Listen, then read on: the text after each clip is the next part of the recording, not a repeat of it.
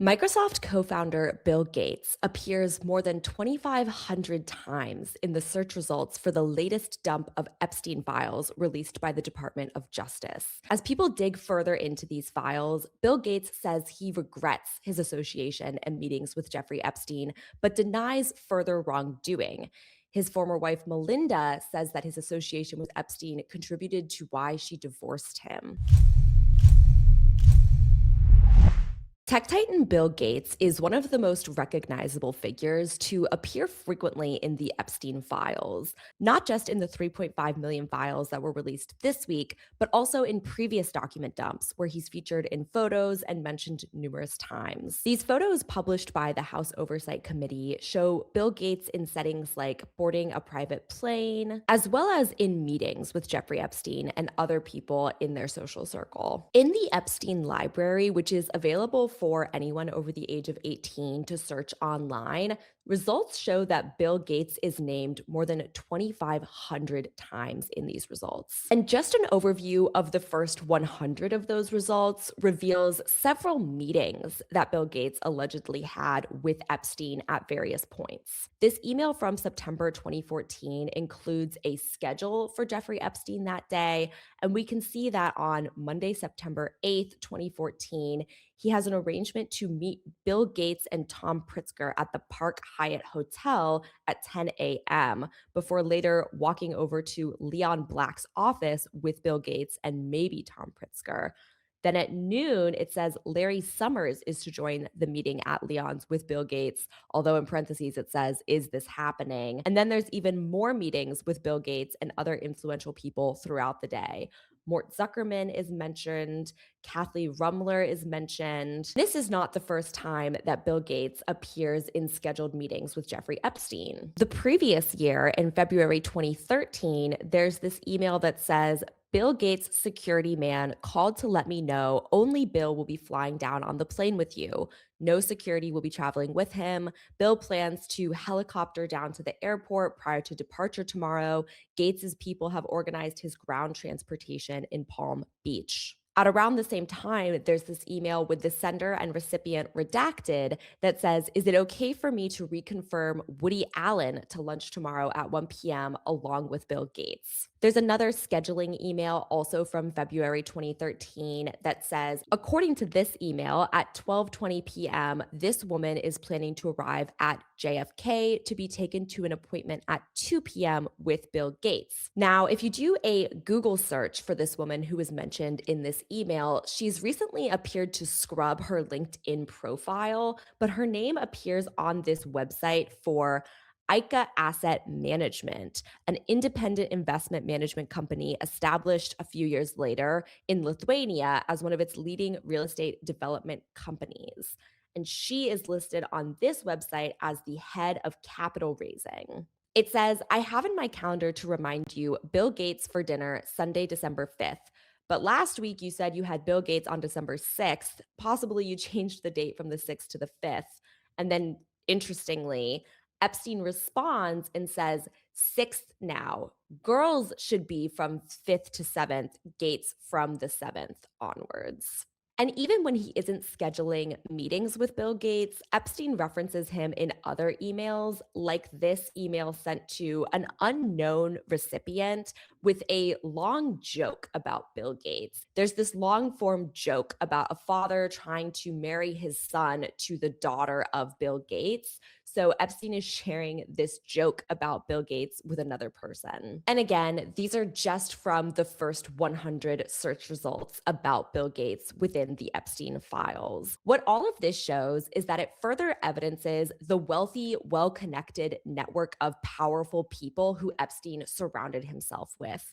They're not mentioning any illicit activities in these emails, but the scheduling of various meetings with billionaires, extremely wealthy individuals, goes to show just what power and potential Epstein had within his inner circle. But a lot of attention has been paid to this file in particular, which appears to be a draft statement Epstein is sending to himself with plans to send it to Bill Gates. He's making a lot of allegations in this email, some of which Bill Gates has denied, but nonetheless, it has attracted a lot of attention.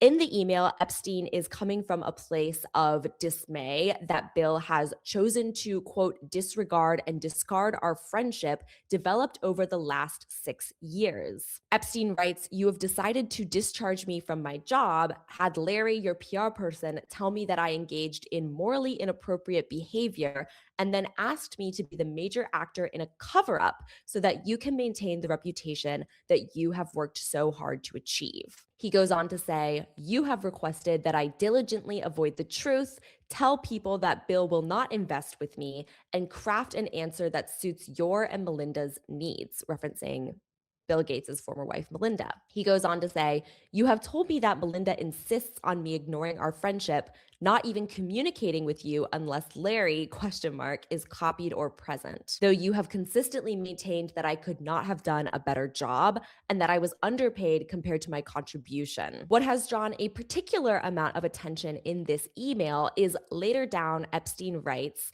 "To add insult to the injury, you then subsequently, with tears in your eyes, implore me to please delete the emails regarding your STD, your request that I provide you antibiotics that you can surreptitiously give to Melinda, and the description of your penis.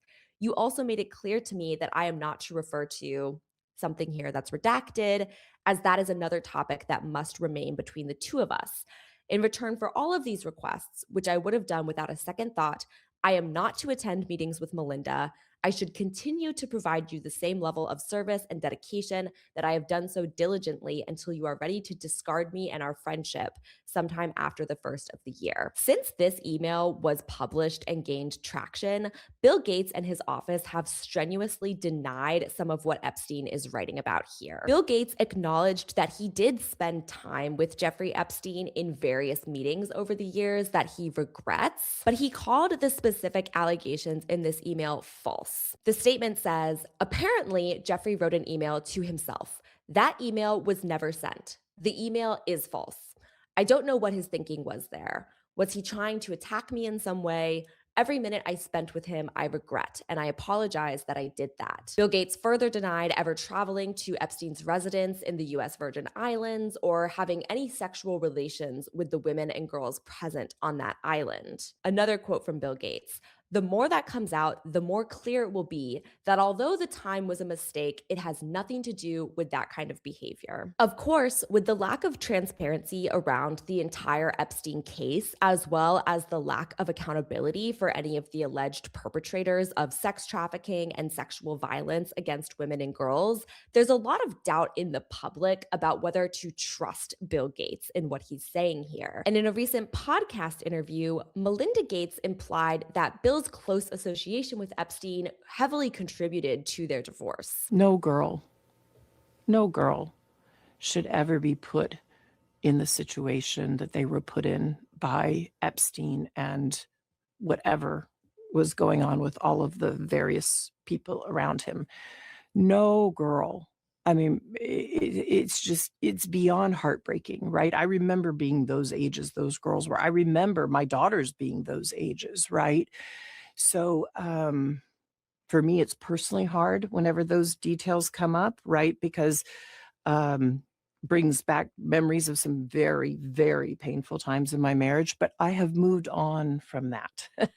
I purposely pushed it away and I moved on. I'm in a really unexpected, beautiful place in my life. So whatever questions remain there of what I can't even begin to know all of it, those questions are for those people and for even my ex-husband. They need to answer to those things, not me. Well, And I am so happy to be away from all the muck. I wonder what your dominant emotion is when you read these news articles. Just unbelievable sadness. Unbelievable sadness, right? And again, I'm able to take my own sadness and look at those young girls and say, my God, how did that happen to those girls, right? And so for me, it's just sadness for, I left my marriage. I had to leave my marriage. I wanted to leave my marriage. I had to leave I felt I needed to eventually leave the foundation. So it's just sad. And it's kind of like, at least for me, I've been able to move on in life, and I hope there's some justice for those now women, right? We see them standing up in front of microphones in DC. What they went through is just unimaginable, I think. That's Melinda Gates on NPR's Wild Card podcast. Some very strong, evocative statements there about questions still remaining for even her ex husband, as well as the other men named in these files. And another thing that Melinda is calling attention to is the ways in which the Epstein survivors, who pushed so hard for the Epstein Files Transparency Act, have continued to be failed by the Department of Justice and the systems of accountability that were supposed to protect them. We know that Maria Farmer, one of those victims, first reported Epstein to the FBI all the way back in 1994, and yet nothing was done. Moving forward to now, even after the Epstein Files Transparency Act was passed, the Department of Justice has not complied with the law. They released Epstein files late. They released incomplete numbers of Epstein files. There is still much more that they have yet to release. And when it comes to the redactions in these files, that's some of the most disturbing insights of all, because the DOJ has overly redacted names of potential perpetrators, enablers, and other information that could actually lead to justice for these victims, while they have failed to redact information to the detriment of these survivors. They've left in dozens of survivors' names, email addresses, even nude photos of these women, many of whom were anonymous Jane Does to protect their privacy and safety. Some of the women who have been exposed now in the Epstein files have referred to these errors as life threatening, begging the DOJ to take down their information. But as of just a few days ago, it was all still available to download in the public. So, what we're really seeing here is that the Epstein survivors have been punished more than the actual perpetrators of these crimes, who so far have faced little to no accountability. Bill Gates is just one of many wealthy, well connected, very powerful men and individuals who are named in these documents. And there are a lot of questions left as to what the true nature of their involvement really was. Now, following Melinda Gates's interview on the NPR podcast, Nancy Mace tweeted the following. Last night, I watched Melinda Gates' interview. I immediately asked the chairman of oversight, James Comer, to subpoena Bill Gates. I have questions for Bill Gates about Epstein. Now, in theory, it's a good thing for members of Congress to further investigate what is in these Epstein files. The only problem here is that when it comes to who Congress is interested in subpoenaing, the names fall along politically partisan lines. Previously, these Congress members have made efforts to subpoena Bill and Hillary Clinton to testify publicly, and now they're going after Bill Gates.